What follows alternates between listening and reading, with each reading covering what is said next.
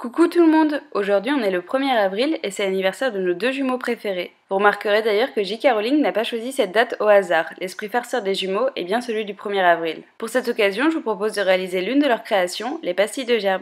Pour réaliser ces pastilles, les ingrédients dont vous avez besoin sont des feuilles de gélatine, du sucre, du citron et des colorants alimentaires. Commencez tout d'abord par remplir un bac à glaçons d'eau, puis versez-le dans une casserole, ajoutez ensuite 4 cuillères à soupe de citron et 200 g de sucre. Puis faites bouillir l'eau à feu doux tout en mélangeant la préparation. En parallèle, faites tremper 5 feuilles de gélatine dans de l'eau pendant 5 minutes. Ajoutez ensuite en dehors du feu les feuilles de gélatine à la préparation puis mélangez. Après, versez la préparation dans 2 bols différents.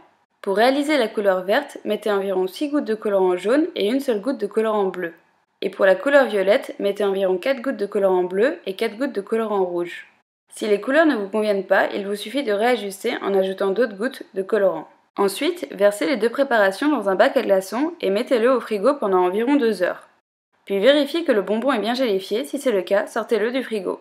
Pour les démouler, c'est la partie la plus difficile. J'ai fait le tour avec un couteau et je les ai retirés à l'aide du dos d'une cuillère. Le mieux, c'est d'avoir un moule en silicone.